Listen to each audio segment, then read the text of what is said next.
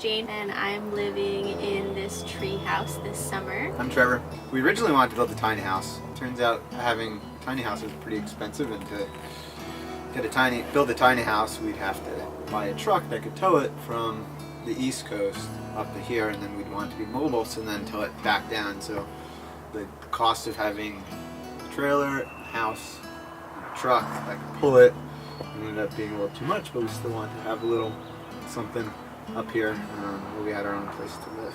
2 months from clearing to starting to build. The first wall got put up September 22nd maybe. We're at the point of the platform was done and we were ready to put up walls. Got the roof on and finished on October 16th at about 9 p.m. and it started to snow that day at about 7 p.m. and I'm up in the roof, and since it's a tree house, it's already like we're 20 feet off the ground, and then I'm on the roof. So I had this rope system set up, so I was hanging from a rope, finishing up the roof at night with the light up there as it was starting to snow. It's been great. It's been pretty warm. Stayed dry. It's been pretty rainy this last week. Very cozy. Breakfast in the morning, and when it hasn't been raining, and sitting and looking at Res Peak and the view of the mountains. It's not a bad life. So to start off with, we have a nice covered porch because we were talking earlier about the design process and how kind of I worked through it as I went, and I was trying to figure out how to get the snow not accumulating in the winter on the deck. And one of the guys was like, just build a roof over it. So now we have a little covered section, which right now is housing the stuff that has to go in, like our windows and our stove. Then for our deck, we have a nice little space enough for a couple people. A big part of it is it's a tree house, so it can only handle so much weight. So it's nice. It's the perfect size deck, I think. We can't fit too many people, so we can't collapse it. And hopefully pretty soon we'll put some railings up for safety. Yeah, I think railings might be. Windows, electricity. There's some things, but we're gonna have some railings because it is about 22 feet down. So we want to get to the point where we're going to stay dry and we could be kind of warm. So literally the first thing that we did this summer in Seward, or in Alaska, is we bought a wood stove on the drive down from Anchorage. I drove up from New York, picked her up in Anchorage, then we drove back up to Palmer, picked up a wood stove from Craigslist, drove down and put it in that next morning. So we only had one night without heat. And we're dry and warm. We don't have running water or electricity. We have heat at least, but the roughing it, the kind of glorified camping, which is living in the treehouse right now as it's under construction, it's not bad for us. We're kind of used to it. Yeah, not too bad. And we're only 3 miles from town and spend most of our day at the office and in town. So our offices have showers in them, so that's pretty good. Showers and kitchens. You also were, in a way, designing as you were building, don't you think? I was definitely designing as I was building. Like, the platform was done without knowing what the actual structure was going to look like. I didn't know how tall the ceilings were going to be. I knew the footprint of it, but I didn't know how high it was going to be, what the roof design was going to be. I'd literally just, after getting done working on the platform, I'd come home and I'd make little sketches and be like, oh, this looks good. I like this a little better, and get input from some of my friends. Show the drawings to Jane. And so I literally was at home making 3D cardboard models and be like, Jane, what do you think of this? And she goes, well, I don't know about that. And I'd redesign it, and then this is all while I was building. The second thing that we put in when we got here after the wood stove was a door. Over winter it was just 4x8 sheet of plywood nailed to the wall. So we actually have a door now. Now we're working on our window as well. So we haven't actually put a window in yet, but we've cut the holes in all the spots where the windows are going to be have been framed out already. We just have to cut them out and put them in. How many windows are you going to put in? 1, 2, 3, 4, 5, 6. Twice as many as originally anticipated. Yeah. I really wanted a lot of light because I like really bright places, so I pushed for more windows and got Trevor to double the number of windows he originally planned for. And my thought was, we're only here in the summer, there's tons of light. We only need 3 windows. But we went to Lowe's and they had a whole bunch of windows that were returned. So we got 3 windows for $45 each or something. Yeah, and Trevor ended up sort of designing and framing the house around the windows that we bought on sale, including this cool octagon-shaped window that we have up top here. So the first thing, this isn't part of it yet, but there was an old hemlock. We actually counted the rings and it's about 120 years old, but it died for a good cause. It helps support the center of the structure, so it is a 24-foot span between this main tree and the 2 trees on that side of the treehouse, and this guy underneath is supporting the middle. So it's actually a super helpful tree, and it is going to turn into, we're going to cut it off and make it flat, and then it's going to turn into a table, our evening table. We'll be able to sit here looking at one another and have dinner. Eventually this will become a problem, but that's very far down the line, so I'm not worrying about it yet. It is a hemlock, and they last a really long time. They're a pretty rot-resistant tree. So if it was a Sitka spruce, I would have just cut it all the way off. But since it's a hemlock, we're going to keep it. And actually, this was probably the most unexpected thing when we were building the treehouse.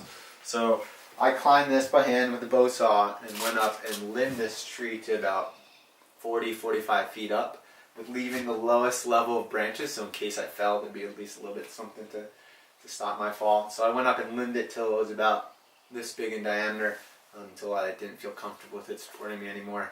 And one of the owners of our companies had told me before that, like, oh, why don't you keep that tree? If you go up and limb it, then I'll cut it down for you. And he wasn't being serious, but I went up and limbed it, and so then he didn't have a choice because he is a man of his word. So right here, this level is about 18 feet off the ground. So he was up on a ladder with a chainsaw, cutting down this tree. Overall was about 65 feet high, and cutting it 18 feet off the ground. So that was pretty exciting to watch, and I'm glad I wasn't the one up on the ladder with the chainsaw cutting this big tree off.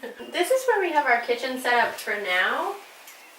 I don't really know why we chose this side, because I think ultimately we're going to have the kitchen and the stove over here. So we do actually have sort of a makeshift temporary sink right here, but we were thinking kitchen on this side, maybe a little living area with a chair right here, and like Trevor was saying, have a dining room table-esque thing right here in front of the window. Pretty much everything down here, except for the wood stove, is just a temporary something, because we do have to insulate the walls and put on our inner walls. The other temporary thing we have is a makeshift ladder right here, which is how we get to the loft right now, which is just some piece of scrap wood, even a branch up there for a limb. But I think ultimately we might put the ladder and to get up to the loft in this corner and cut out a little hole right here, which is the floor of the loft. So that'll be pretty cool if we end up doing that. So we're going to use foam, 2-inch foam insulation for between the roof joists, just so we don't have to deal with the messiness that is fiberglass insulation. Also, it's a pretty small cabin, so it's 16 by 12. So it's not a lot of volume to heat up for wood. So we're going for fairly light insulation. There will be fiberglass in the walls, but the foam is for the ceiling. What are you going to do for water? It's a great question. Really good question. Right now we just have these blue tanks right here. We might end up using that for quite a while. Just have a tank of water and use that for washing dishes. The owner of our business, who lives in a cabin the same size, has been using those same blue containers for about 8 years, I think. Yeah. With the 5-gallon bucket under his sink that he has to go outside and empty. One of the things that we've talked about for a while is having some sort of gravity-fed water system, and putting a really big water tank up top, because the driveway is so much higher than the house is right now, and somehow having some tubes coming down from that would be pretty awesome. And maybe an outdoor shower outside on the deck. We're definitely having an outdoor shower off of the main support tree here.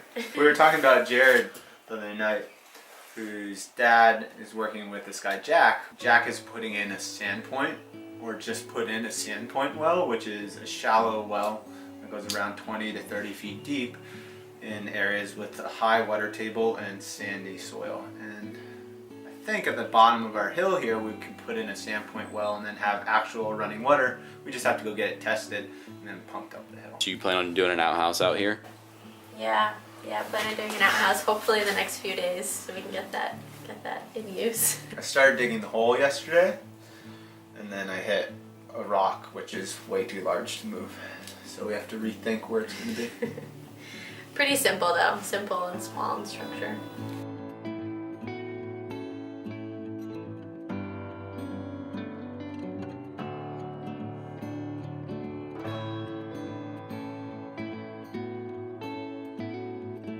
One of Yen, the owner of the company, who has the same size cabin, he has a friend down in Wenatchee, Washington, who has a treehouse that he built for his kids, and he's a commercial fisherman and likes building stuff. So he built a pretty big treehouse for his kids, and he used these bolts. So Ryan told us about them, and what it is, it's a 1 inch thick by 7 inches deep into the tree, and then it has a 3-inch basically collar on it. That is the main weight supporting area. So the treehouse has 2 on this main tree and then 1 each on those trees. And it's a floating system. So these 2 are fixed. So this tree is fixed and those 2 float. So as they grow, it's able to push outwards. And as the wind flexes the trees, they're actually on rollers over there. So the whole thing will move a little bit. To get it lined up for these slots, because there's the metal plate that goes inside, there was a lot of work with the Sawzall and then just filing the inside of it to get it perfect. And then to actually get the beams up was super challenging. So it's the main 3 beams that run lengthwise are 12 inch by 4 inch by 24 foot pressure treated beams.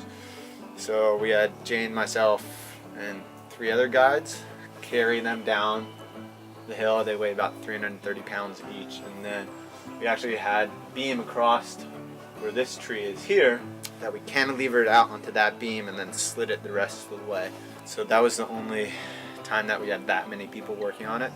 For raising the walls, we had 4 of us at one point. And this main cross beam, we actually, Jane and I did it all on our own with the help of my truck. So I had a rope tied to it and an anchor up in the tree, and Jane directed me as I drove that way, and it pulled the beam up. Because that beam weighs, it was like 270 pounds or something, and it's 15, 16 feet up there. So we used some mechanical help.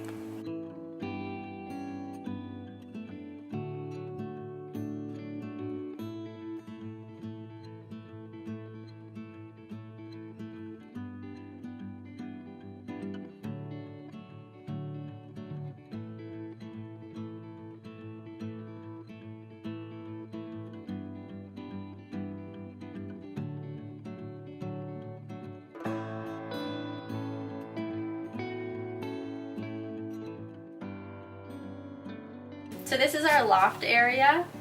So basically our bedroom. So we got a bed just a few days ago, which was pretty sweet. And as you can see, a lot of other clothes and gear that is not yet organized. But we did get this nice cube organizer yesterday, which helps. But it's pretty spacious. We're thinking about rearranging the bed a little bit, maybe putting it over here. Trevor built in a dormer on the side, so we can stand up, or at least I can stand up all the way to the wall right here, and there'll be a window. No, I could stand. I designed it specifically at the height so I could go right to the edge and stand up. Luckily, neither of us are really tall. Yeah. It's designed around our heights. Yeah. Right in here, we currently don't have our gangplank, but we're going to have a little beam that goes across for Jane and I. And then since it's limited space, a little over 300 square feet, we have to put our clothes somewhere, so we're going to have our clotheslines over in here, so we can hang up, you know, all our puffy coats and like the big bulky things and sleeping bags, and a lot of our camping gear will just be hanging in this open space here. Does it get pretty toasty up here with the stove downstairs? Yeah, you can feel the warm air coming right up behind the wall here, which is nice. Yeah, without any insulation even, so once we get the insulation in, it should be pretty nice. Like when we go to sleep, it's really toasty, but then when we wake up, it's pretty cold. But that'll change in the next couple days, maybe. We might put the bed right here and then have the ladder or the entrance to the loft in that corner, perhaps. Yeah, we're definitely at the point where we're just gonna try to figure out how much room we have and how much stuff we have, and figuring out organizational techniques to get that all in. Luckily, Jane is super organized. Her nickname at the shop is actually the Meticulous Marmot. So while I might have been better at the big picture designing of things and the building of things, when it comes to the interior work and trying to make sure that we have an efficient flow of space and we're able to fit everything in, that's where you come in. I think a big motivation for me and for Jane was that we want to have a little space of our own, but in Seward, rent is super expensive. So for $1,200 a month, we could live in a space that's this big. Or for $35,000 altogether, we could have an acre of property, which is a decent investment here just because Seward's a kind of up and coming town, and have our own house that we call our own. We can design it however we want, we can make it all our own. So when it comes down to it economically, it's, I think, a really good decision. And if you could be your own landlord and design whatever you want instead of paying somebody else rent, it's a good investment, and you have control over where you live and you make it whatever you want.